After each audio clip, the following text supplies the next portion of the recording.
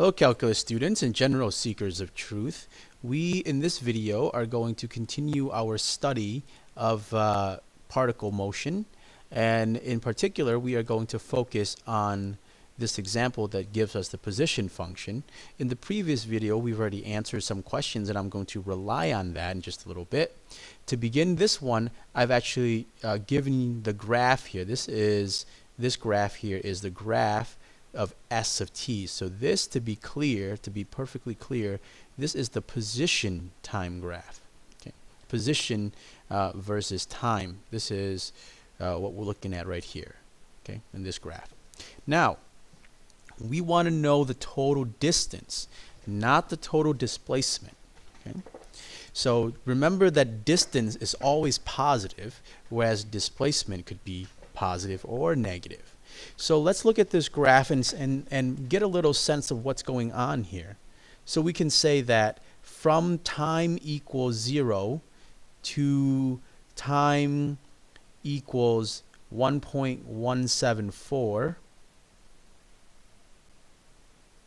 we know that the particle is moving right.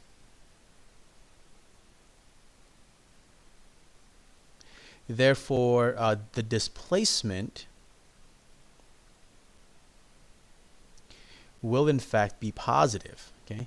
And in this case, the distance traveled during the time 0 to 1.174 is exactly the same as the displacement, because it's moving to the right, so the displacement is positive and the distance traveled there is also positive. So let's first just figure out that part. Well, the displacement between 1.174 and 0 is just us plugging in these numbers into the equation. I've already worked out this on the graph, so that's a little bit easier for you to understand. At 1.174, displacement is about, or the position is 17.172, and at 0 the position is at about 8, so subtract those two and we get approximately 9.172. Okay. So that's the distance that the particle has traveled between t equals 0 and t equals 1.174.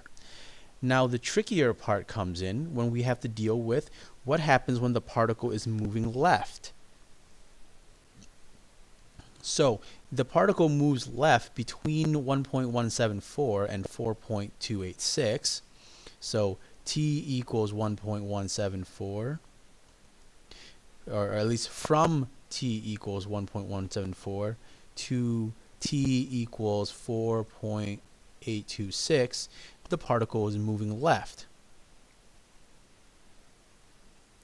So the displacement is going to be negative. Okay, for sure the displacement is going to be negative. So it was left of where it was before. Okay? So the displacement will definitely be negative. So that means the distance traveled in that interval is going to be the negative of the displacement. Let me say that again. The distance traveled in that interval will be equal to, I should really put it this way, the absolute value of the displacement, right? Or the negative of the displacement. Either way you put it, you're going to end up with a positive number. Actually, I prefer to call this the negative, because that is exactly what it is, okay? And it's only true in this particular case. So let's figure out what the displacement is between t equals 1.174 and t equals 4.826. So that's not too hard to do either. So the distance then is equal to the negative of f of 4.826 minus f of 1.174.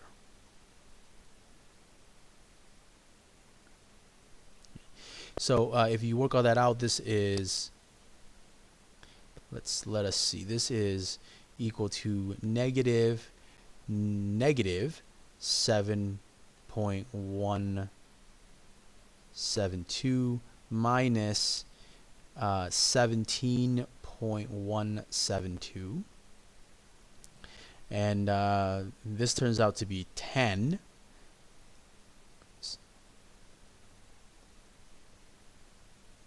as our answer. Excuse me, what am I doing? It's not 10. This is negative 24, so we should really be adding these two numbers together. Okay, so definitely not 10. 24.343, if I do my arithmetic correctly. 24 rather. All right, so 24.343. That is the distance traveled from 1.174 to 4.826.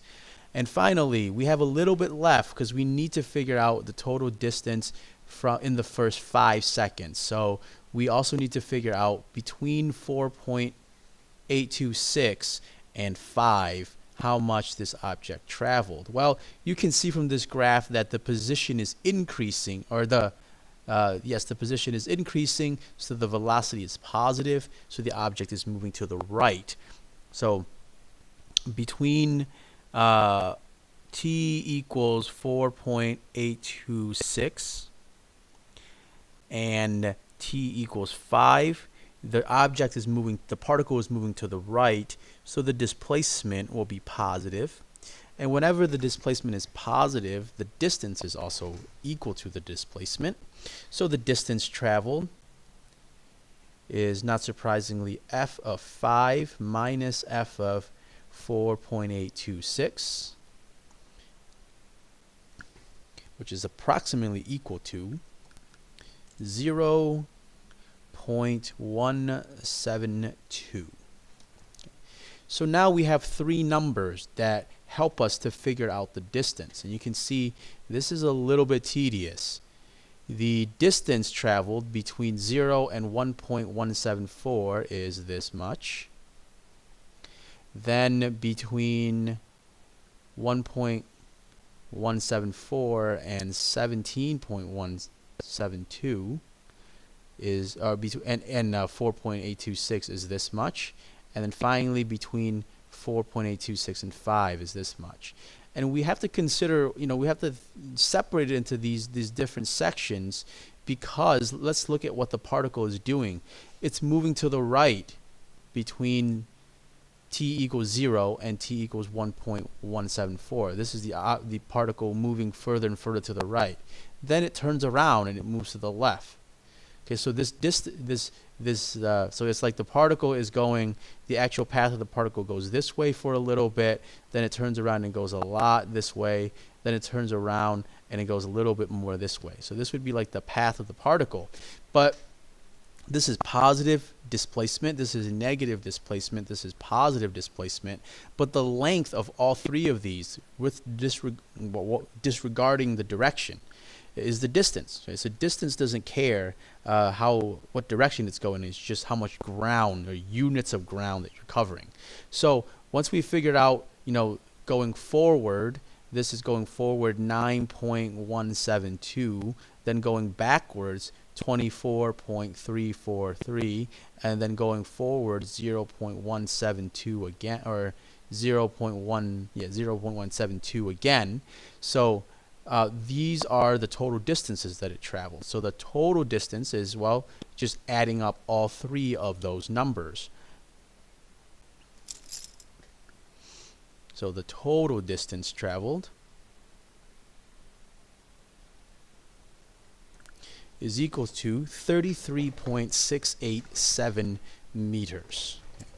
So this is a little bit tedious, as you can see from what I have here. But this is the best that we can do for right now.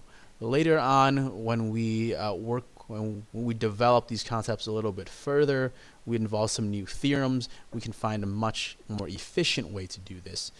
But to get there, we have to work through some of the tricky concepts.